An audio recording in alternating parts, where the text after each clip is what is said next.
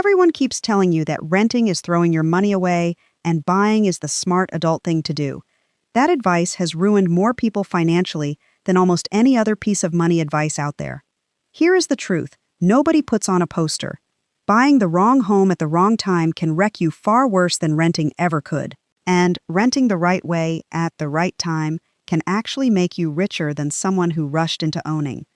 By the end of this video, you will know exactly how to make this decision for yourself, using your own numbers, without guessing, and without listening to whoever yells the loudest about it. No fluff, just the actual math and the actual life questions that decide this for you. Let's get into it. If you have ever felt confused or pressured about this decision, hit subscribe right now. This channel exists to give you the version of money advice nobody profits from you believing. Let's start with the lie everyone repeats. Rent is not wasted money. Rent buys you a place to live for that month, the same way buying groceries buys you food for that week. Nobody says buying groceries is wasting money because you don't own the groceries afterward. You paid for something you used. Renting works the exact same way. Now let's talk about what buying actually costs, because this is the part nobody mentions at the dinner table. When you buy a home, in the first several years, almost all of your monthly payment goes toward interest, not toward actually owning more of the house. On top of that payment, you now owe property taxes every year. You owe insurance, you owe repairs the moment something breaks, and something always breaks. A new water heater, a roof problem, a furnace that dies in January. None of that is optional, and none of that shows up in the price you saw when you fell in love with the house. And here's the part that surprises almost everyone. If you sell that home in just a few years, the fees involved in selling it can eat up a big chunk of whatever value you thought you built. Buying a home is not a quick trade. It is a slow one. If you are not planning to stay in that home for several years at least, buying can actually lose you money compared to renting the exact same place. Now let's talk about what renting actually buys you, because this is where people get it backwards. Renting buys you flexibility. If your job moves you, if a relationship ends, if the neighborhood turns out to be wrong for you, you can leave. Try doing that with a house in 6 months without losing money on it.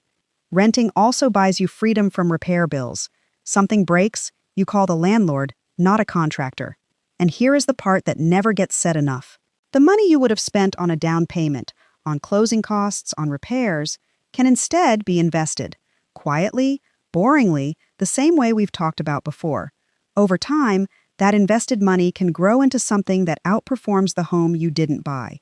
So which one is actually smarter? Here is the real answer, and it is simpler than anyone wants it to be. It depends almost entirely on one question. How long do you plan to stay in one place? If you know you are staying put for many years, buying usually starts winning, because you have enough time to work past those early interest-heavy years and let the slow trade actually pay off. If your life is still moving, if your job could shift, if you are not sure where you'll be in a few years, renting is very often the financially smarter choice, not the consolation prize. If any of this is hitting home for you right now, drop a comment telling me if you're currently renting or buying and why you made that choice. I want to know. Now let's talk about the part of this decision that has nothing to do with math, because pretending it doesn't exist would be dishonest. Buying a home carries a feeling renting doesn't. Pride, stability, the sense that you have finally arrived somewhere in life. That feeling is real and it matters. But that feeling has convinced a lot of people to buy before they were financially ready, just to stop feeling behind everyone else. At the same time, renting carries a quiet shame that isn't earned. People assume renting means you failed to get somewhere, when really it might mean you're simply not ready to lock yourself into one location, or you're using your money in a way that fits your actual life right now, instead of the life you're supposed to want. Here is the twist that changes how most people see this whole decision. Buying a home is not just a financial decision. It is also a lifestyle purchase, the same way a vacation or a nice car is a lifestyle purchase. There is nothing wrong with buying a home because you want the stability, the space, the feeling of a place that's truly yours. Just don't lie to yourself and call it purely a smart investment if the math doesn't actually support it. And there's nothing wrong with renting because it fits your life better right now. Just don't let anyone shame you into thinking that means you're falling behind. So here is what I actually want you to walk away with. Stop asking which one is smarter in general, because that question doesn't exist. Start asking how long you're staying, what your actual monthly numbers look like, including taxes, repairs, and insurance, and what you would do with the extra money if you chose the other option instead. Answer those 3 questions honestly, and this decision basically makes itself. The people who get this wrong are not the ones who choose renting or buying.